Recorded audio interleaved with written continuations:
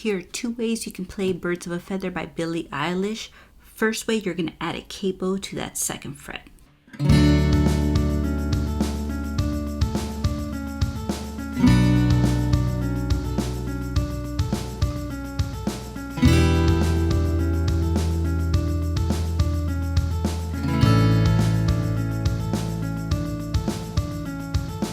Second way.